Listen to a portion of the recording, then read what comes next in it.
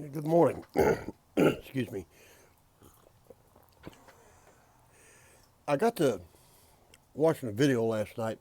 The Bundy Ranch has put up a video apparently taken by a cell phone inside LaVoy Finicum's SUV during his final altercation with the feds and the Oregon State Police.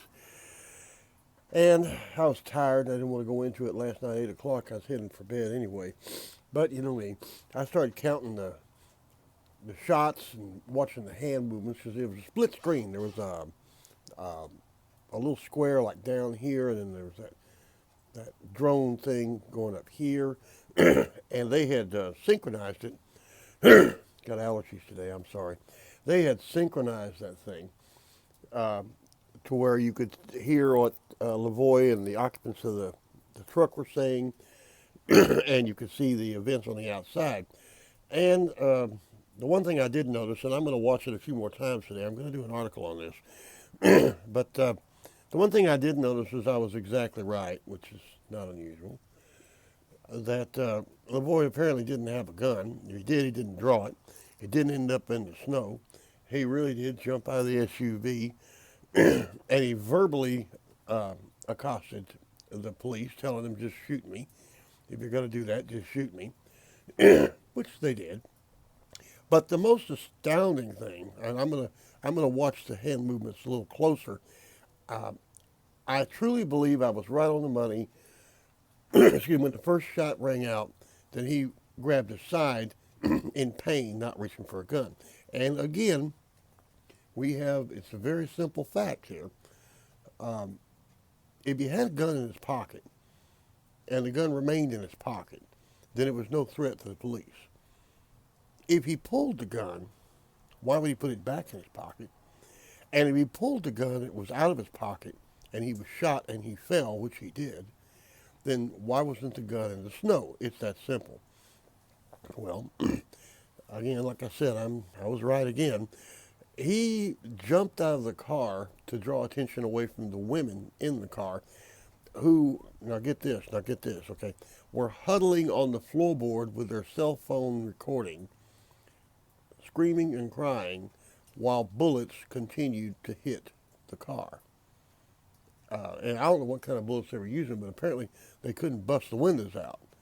You know, you could actually hear the shot, the whoomp of the bullet hitting the sides. I think one bullet might have penetrated because the man in there was complaining that he was okay, but he was bleeding a little bit from flying glass or something. I'm going to include it's a Facebook link. It's not on YouTube, but I'm going to include the link to the Facebook video in my article in the Tribune, the Tea Party Tribune today, so you can watch it yourself and you can count the bullets. And these people were not returning fire. They weren't doing anything like that. It was women in the car, a man in the car. They were huddled down, and these cops just continued to pepper the SUV with shots. And then finally, get out, put your hands up, walk to the left, walk to the right, get up, get down, blah, blah, blah, blah. You know, um, we have an alarming um, precedent in this country now. And I'm not one of these people. I don't care about Black Lives Mattering or Chihuahua Lives Matter or any of that crap. But we've got this thing going right now where some police, not all, but the rogue police think, well, they can just shoot anybody, and their justification is more or less like, well, I had bullets in my gun.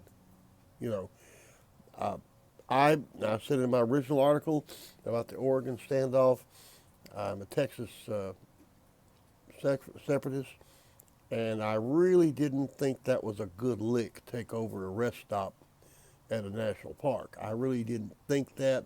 I understand all the legalities of the government not owning land and all that, but I thought that was a bit, you can't hold that up against Waco or uh, the Waco 9 later or anything like that. It was not something that I would say we need to get involved in Texas on that level. But LaVoy did. He meant what he said. He went down for his beliefs. So we have to at least stand up. At least stand up. And there's a whole undercurrent of people uh, behind this, that I've spoke personally with people in Austin, not in public like this, but there's something going on. Uh, there's an undercurrent. Finicum was a turning point.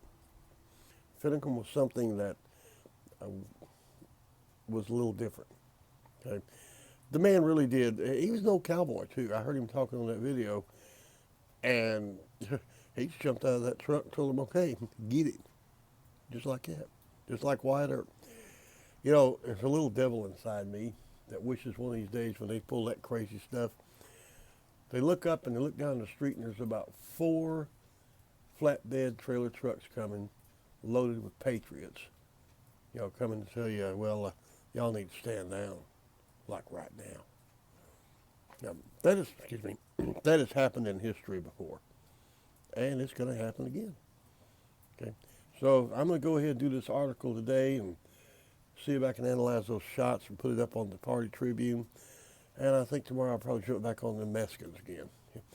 Uh, y'all have, it gets too early for this stuff. Y'all have a good day.